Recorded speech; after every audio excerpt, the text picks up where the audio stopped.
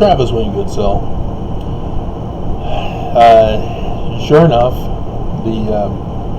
the prophets responded to my video this morning that I was inspired to do last night. And so, what is that response? Well, all of you can do it if you catch on to how they're communicating with me. Well, they shut down my internet to get my attention. And so, at the church news, because they're not communicating through my email, they know my email. They could communicate directly and avoid all of you guys. Nope. They did some extra videos along the side portion of the church news. And one of those was Sherry Dew, who was in a video that she had done almost a decade ago, interviewing the member of the 70 who was in charge of the latest update of the Spanish edition of the footnotes, of which, led to Nelson and his inability to translate Hebrew. As I exposed the footnotes with that. And so they used her. And if you don't know Sherry Dew, she has refused marriage. She's had many offers. She's refused them all because she wanted an apostle. And when an apostle became single with the death of his wife, she put on the charm and he rejected her. So she is single for the rest of eternity. See, the Mormon promise for women is not to pass up an opportunity for marriage and then be blessed with a man and after you die. That's not Mormon doctrine. And that's not even what President Benson, who was the author of this, was talking about. He says that women who don't have an opportunity, who don't catch the eye of a man, who is worthy, and thus Mormon,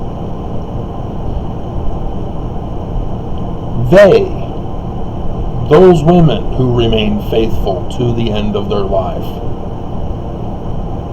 will be blessed with someone. But there is an incorrect doctrinal principle that has crept into the church, that women think that they can go before the judgment bar and then be given a man who's also dead. No. All temple work must be done on earth. That's why we have proxy temple work. And so, if you die without getting married and you are faithful, you have to wait until a mortal who's still alive finds out that you don't have a husband and seals you to someone who isn't getting their agency taken away from them.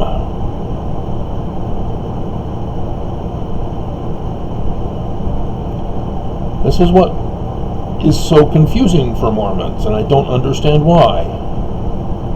You can't take away someone else's agency.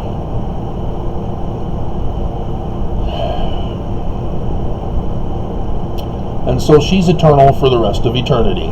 She will not be exalted. She passed up an opportunity. As we are told as missionaries, if they are given the gospel message and they know it's the gospel message and then reject it and die, they are denied exaltation. to go to another kingdom. That's what Sherry Dew has done. That is your role model, women. She may be good, but she's only terrestrial good. And so the church prophets used her as the spokesperson for communicating with me, now that I've given you the backstory. And she comes out with another false misinformation. Yesterday, the U.S. Surgeon General came out and said there is a threat of misinformation in the health community.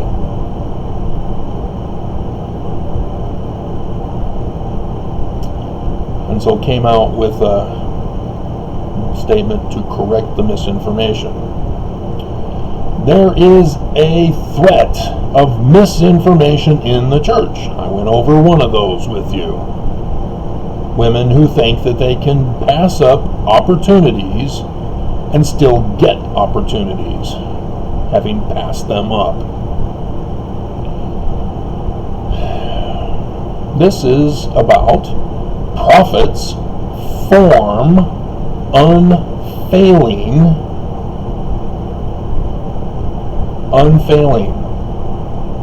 safety net of truth. Lie, lie, lie. First of all, unfailing. Well, let's see. We had a coronavirus pandemic, which in scriptures gave him the instructions on what to do during a viral outbreak around the whole world. He could have followed Moses, which is supposed to be his office, the keys of Moses, not Peter, James, and John. And so, what did Moses do? Shut everything down and had every house of Israel member stay home until it passed over. Thus the Jews celebrate Passover, not the house of Israel. Moses gave Joseph Smith the keys of the office of the first presidency. When? During Passover. That was when Elijah also came to the temple in Kirtland, Ohio. That's the truth.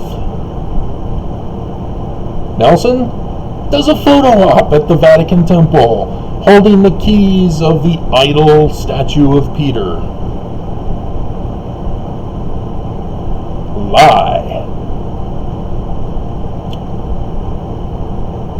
And so Nelson, instead of following Moses' example from the scriptures, which would have been an easy thing for him to have done,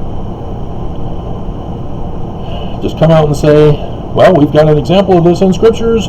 I am going to follow the scriptures, the Word of God. He keeps talking about the covenant path, which refers to the dream of Lehi and Nephi about the tree of life and the path that leads to it. And instead, he exposes that his covenant path is not that path. That it is not the Word of God that the covenant path leads to. Instead,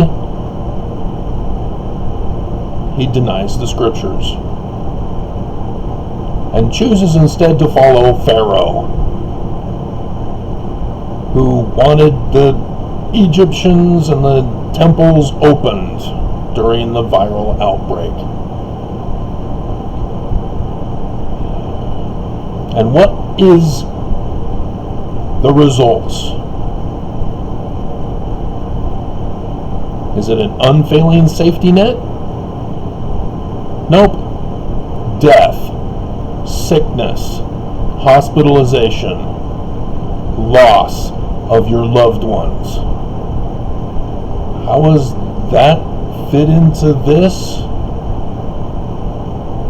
You've got to be really demented and living in another reality to think that what Nelson did conforms to the prophets being inspired of God and speaking the word of God to help Mormons through this pandemic. You are really twisted if that's what you think.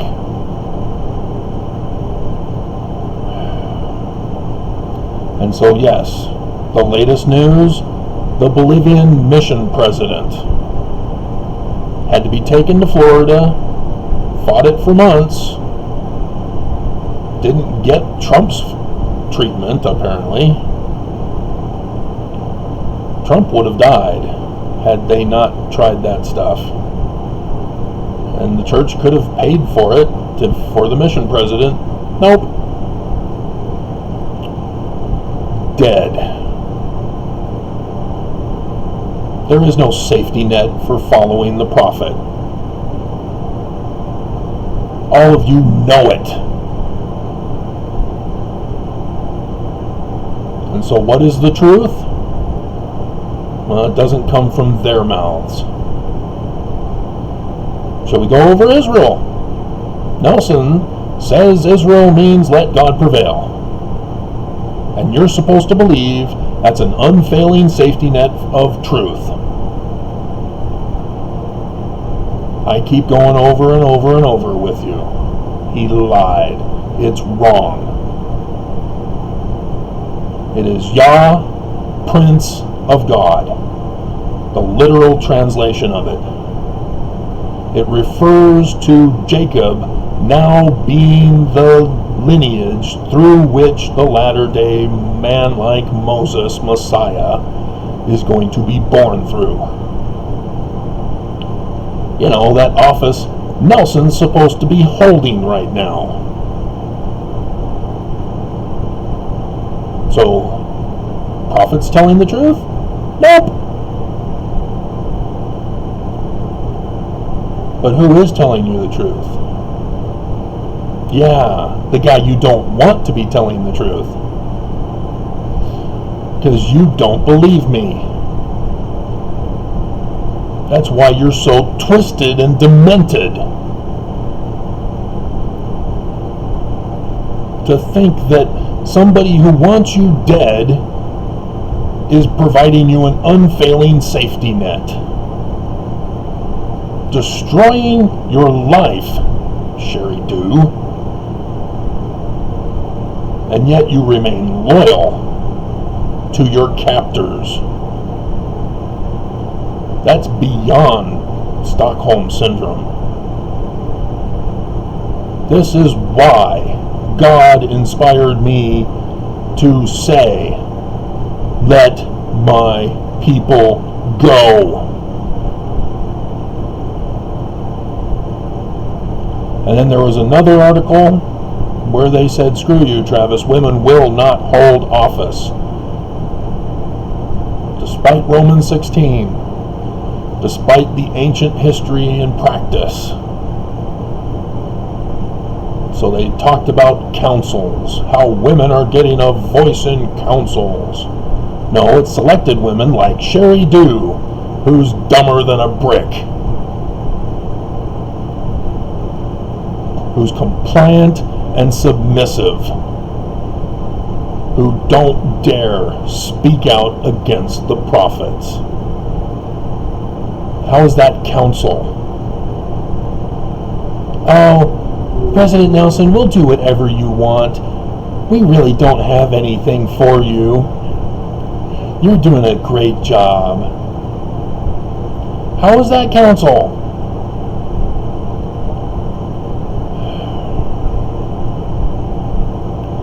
So, yeah, it's disgusting.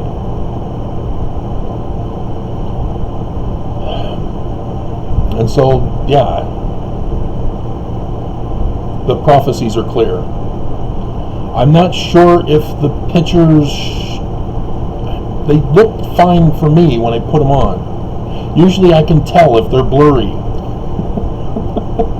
There's a sign in the heavens going on right now.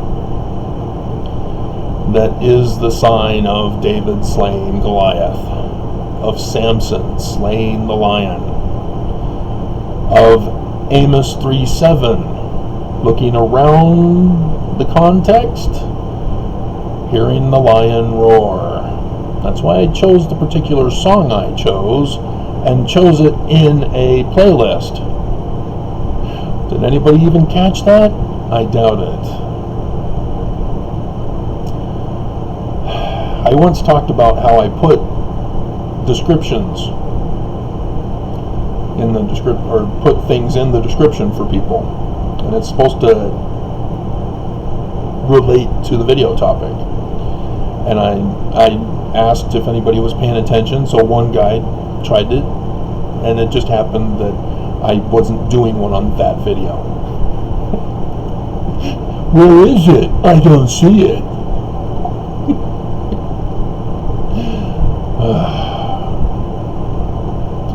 And so, yeah, I'm furious with these guys. I don't want to give them second and third chances. I only do what I'm inspired to do. So, consequences are going to follow, guys. The prophets have made it clear. They're not going to budge. And we all know what the prophecies are, because you've been listening, right? Deuteronomy 18. And combine it with section 85, verses 7 and 8. And then look at the David slaying Goliath story. I put it in the video. It's what happened after he slayed Goliath. The rest of the Philistines fled. So take the fleeing of the Philistines and now go into Joseph Smith's parable in section 101, starting at verse 43. The servants are the prophets. They're not Mormons. They're the 12 olive trees. What happens to the 12 olive trees because the prophets flee?